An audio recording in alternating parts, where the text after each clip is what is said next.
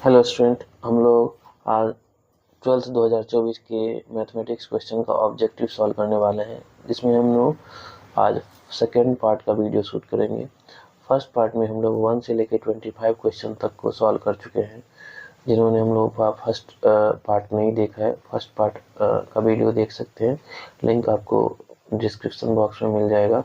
ठीक है, आज अपने लोग 26 से लेकर के 50 तक का क्वेश्चन सॉल्व करेंगे। फर्स्ट पार्ट में हम लोग 1 से लेकर 25 क्वेश्चन सॉल्व किए थे। Thank you.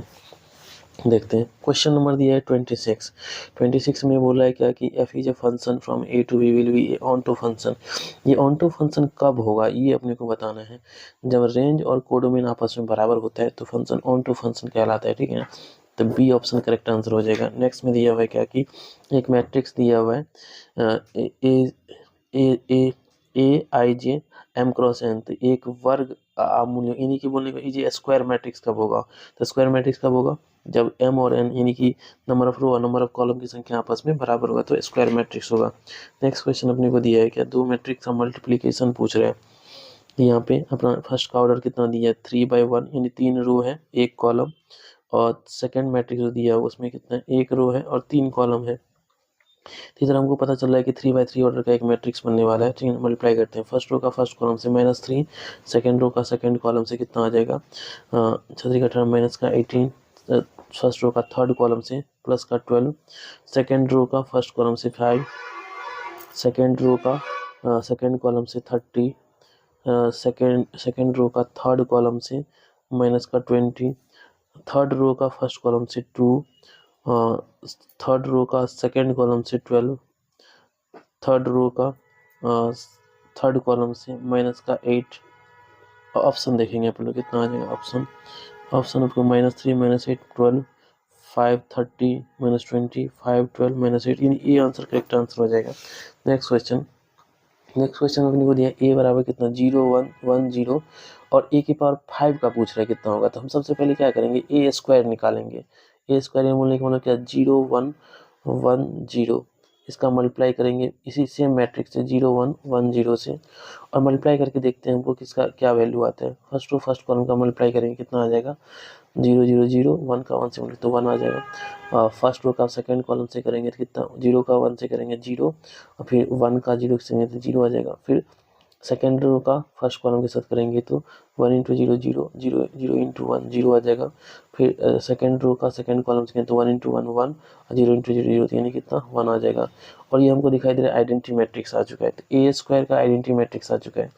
तो ए की पावर 5 का आंसर क्या हो जाएगा, तो ए स्क्वायर इंटू ए लिखेंगे, यानी आइडेंटिटी मैट्रिक्स इंटू ए। बोलने का मतलब आइडेंटिटी इंटू आइडेंटिटी क्या हो जाएगा आइडेंटिटी मैट्रिक्स इंटू ए, यानी कि ए आ जाएगा। और ए आंसर क्या होगा ए के 5 का आंसर ए आ चुका है। और ए ऑफ ए मैट्रिक्स क्या था 0 1 1 0, खोजेंगे 0 1 1 0, ए ही करेक्ट आंसर हो जाएगा। नेक्स्ट क्वेश्चन हमको एडजॉइंट पूछ रहे हैं। ठीक है ना, 2/2 ऑर्डर का मैट्रिक्स है और एडजॉइंट पूछ रहे थे। एडजॉइंट 2/2 ऑर्डर में शॉर्टकट निकालना चाहे तो क्या होगा कि डायगोनल एलिमेंट्स को इंटरचेंज कर देंगे और नॉन डायगोनल एलिमेंट्स को माइनस साइन से मल्टीप्लाई कर देंगे। तो इंटरचेंज करेंगे तो 2 के जगह 3 की जगह पे 2 3 की 2 के जगह 3 की जगह पे 2 और 2 की जगह पे 3 आ जाएगा। तो ये दिखाई दे रहा है 2 यहाँ आ गया 3 यहाँ आ गया, और इन दोनों साइन को माइनस साइन से मल्टीप्लाई करेंगे दोनों एलिमेंट को, तो प्लस का 5 माइनस का 1 आ जाएगा। तो पहला आंसर ही करेक्ट आंसर होगा। नेक्स्ट क्वेश्चन में दिया हुआ है कि दोस्तों the direction ratio of two straight line कितना दिया हुआ है LMN और L1 M1 N1। The lines are perpendicular, lines perpendicular, direction ratio का डॉट प्रोडक्ट कितना होगा 0, यानी बोलने का मतलब क्या L1 M1 और N1 का वैल्यू कितना 0 होगा, यानी कि डी करेक्ट आंसर हो जाएगा। नेक्स्ट क्वेश्चन देखते हैं हम लोग। नेक्स्ट क्वेश्चन पूछ रहा है the direction ratio of straight line 1 3 5, तो डायरेक्शन कोसाइन पूछ रहा है। डायरेक्शन रेशियो दिया तो डायरेक्शन कोसाइन, तो 1 इन दोनों का इसका क्या आ जाएगा, इसका मैग्नीट्यूड निकालेंगे कितना आ जाएगा 3 का स्क्वायर 9 1 10 और 1 का स्क्वायर 1 9 9 प्लस 1 प्लस 25, तो 10 35 आ जाएगा। तो रूट अंडर 35, तो 1/√35, 3/√35, 5/√35, बी आंसर करेक्ट आंसर हो जाएगा डायरेक्शन कोसाइन। नेक्स्ट दिया हुआ है कि the equation of plane parallel to the plane इतना, इस प्लेन के पैरेलल एक प्लेन का इक्वेशन निकालना है। तो अगर इस प्लेन के पैरेलल प्लेन का इक्वेशन निकालना है तो XYZ तक तो सेम ही टर्म लिखा रहेगा। तो देखेंगे XYZ कहाँ तक सेम है, इसमें हमको दिखाई दे रहा है XYZ तीनों सेम है। ठीक है, तो यहाँ सेम है, कांस्टेंट में डिफरेंस हो सकता है, तो ये 21 या 11 है, तो यही आंसर करेक्ट हो जाएगा। नेक्स्ट क्वेश्चन मतलब angle between the two planes, इन दोनों प्लेन्स के बीच में एंगल निकालना है। तो नॉर्मल के बीच में एंगल निकालना, पहला का नॉर्मल यानी n1 वेक्टर कितना आ जाएगा 2i कैप प्लस का j कैप माइनस का 2k कैप। ये नॉर्मल वेक्टर कैसे लिखे, x के कोएफिशिएंट को x का कोएफिशिएंट जो होता है वो i कैप के साथ जाता है और y का कोएफिशिएंट j कैप के साथ j कैप का कोएफिशिएंट बनता है और z का कोएफिशिएंट k कैप का कोएफिशिएंट बनता है। ठीक है, तो ये नॉर्मल वेक्टर फर्स्ट आ गया। यहाँ से सेकंड प्लेन का नॉर्मल वेक्टर निकालेंगे तो n2 वेक्टर कितना आ जाएगा 3i कैप माइनस का 6j कैप माइनस का 2k कैप। और हम दोनों के बीच का एंगल निकालें, इन दोनों के बीच का एंगल निकालते हैं। एंगल कैसे निकालेंगे लोग का, दो वेक्टर के बीच में एंगल कैसे निकालते हैं, दोनों का डॉट प्रोडक्ट और दोनों के मैग्नीट्यूड से डिवाइड कॉस इनवर्स में। ठीक है, तो यहाँ पे लिखेंगे इन दोनों का डॉट प्रोडक्ट कितना आ जाएगा 3 दूना 6, फिर 3 दूना 6, यहाँ प्लस है माइनस है तो minus 6 into 1 6 minus minus plus plus का 4 2 2 4 अपॉन मैग्नीट्यूड, इसका मैग्नीट्यूड कितना आ जाएगा 2 का स्क्वायर 4 1 का स्क्वायर 1 4 प्लस 1 5 और फिर 2 का स्क्वायर 4 तो 9 आ जाएगा रूट अंडर 9। नेक्स्ट में इसका मैग्नीट्यूड से डिवाइड, 3 का स्क्वायर कितना 9 9 3 का स्क्वायर 9 6 का स्क्वायर 36 2 का स्क्वायर 4 तो 9 4 13 13 प्लस कितना 36 कितना 40 49 49 ऊपर में 6 6 कैंसिल हो गया 4 अपॉन में 9 का रूट 3 और 49 का 7 तो कितना ये 4/21 कॉस इनवर्स में लिखेंगे 4/21 तो ये आ गया अपना आंसर। ये कॉस इनवर्स में आ जाएगा क्योंकि फॉर्मूला होता है theta equal to cos inverse n1 vector dot n2 vector by magnitude of n1 vector into n2 vector. ये इसी पे लगाएं, पहले डॉट प्रोडक्ट निकालें ऊपर में, नीचे मैग्नीट्यूड से डिवाइड और फिर उसका कॉस इनवर्स तो 4/21 आ गया। नेक्स्ट क्वेश्चन देखते हैं। नेक्स्ट क्वेश्चन 35 है, the distance between the plane इतना फ्रॉम द पॉइंट, यानी इस पॉइंट से इस प्लेन का डिस्टेंस निकालना है। तो क्या होगा, फार्मूला आपने को पता होगा, तो यहाँ पे रखते हैं x की जगह पे 2 माइनस 2 y की जगह पे 1 प्लस 4 इंटू जेड की जगह पे -1। ठीक है, और ये सभी मॉड में रहेगा, अब बाय रूट अंडर में आ जाएगा a का स्क्वायर, यानी क्या कि x का कोएफिशिएंट का स्क्वायर प्लस y के कोएफिशिएंट का स्क्वायर प्लस z के कोएफिशिएंट का स्क्वायर। ठीक है, तो यहाँ पे कितना आ रहा है सॉल्व करके मॉड में, ऊपर में 2 इसको गुना करेंगे -2 आ जाएगा, 2 2 -2 कैंसिल, यहाँ पे -4 अब बाय रूट अंडर में 1 का स्क्वायर 1 प्लस कितना 2 का स्क्वायर 4 प्लस 4 का स्क्वायर 16 तो 16 21 आ जाएगा। और मॉड के कारण प्लस का 4 अपॉन में 21 4/21 16 24 21 21 4/21 यहाँ पे 4/21 यहाँ पे दिखाई नहीं रहा लेकिन 4/21 एक सेकेंड और अपने को मिस्टेक दिख गई यहाँ पे 9 को नहीं लिखे पहले, ठीक है ना, तो पहले इसको लिख देते हैं क्या कि यहाँ पे पहले इसको प्लेन के इक्वेशन को सही कर लेते हैं 2x प्लस का 4z माइनस का 9 इक्वल टू 0। यहाँ पे अब लिखते हैं x की जगह पे 2 माइनस का 2 इंटू 1 -1 यहाँ पे तो प्लस का 4 इंटू -1 माइनस का 9 अपॉन में रूट अंडर में ये आ जाएगा। इसको सॉल्व किए यहाँ पे कितना आ गया था रूट अंडर 21 आया था। अब इसको सॉल्व करते हैं कितना आ रहा है 2 2 कैंसिल हो जाएगा, यहाँ से आ जाएगा कितना माइनस का 4 और माइनस का 9 तो माइनस का 13 हो गया। मॉड लेंगे तो प्लस का 13 और 13 प्लस का 13 बाय प्लस का 13 बाय रूट अंडर 21 प्लस का 13 बाय रूट अंडर 21 और यहाँ से ऊपर नीचे रेशनलाइजेशन करेंगे ना तो ये रूट 21 से ऊपर नीचे गुना करेंगे तो नीचे प्लस का रूट अंडर 21 आ जाएगा, तो बी आंसर करेक्ट आंसर हो जाएगा इसका। ठीक है, नेक्स्ट क्वेश्चन देखते हैं। लोग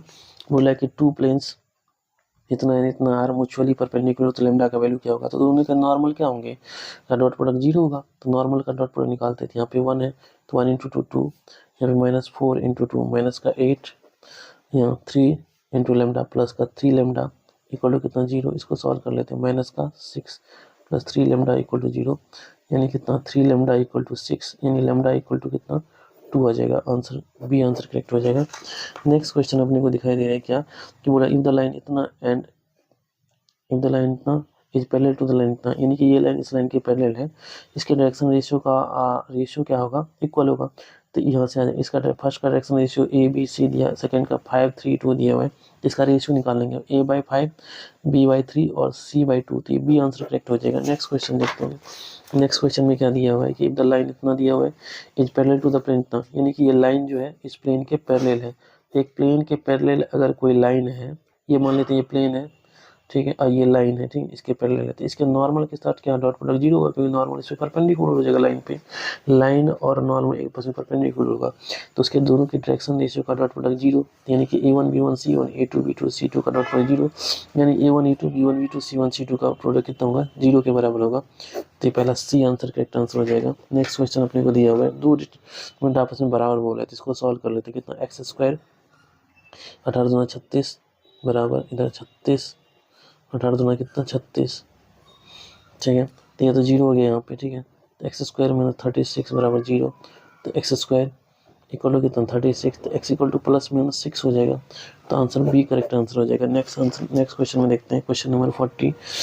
इंटीग्रेशन रूट अंडर, तो यहाँ पे अगर यहाँ पे इसको root under 1 minus sign 2x है, तो 1 माइनस साइन 2x का मतलब है क्या कि cos x minus sine x का होल स्क्वायर, तो बाहर क्या आ जाएगा रूट से इंटू डी एक्स, तो कॉस एक्स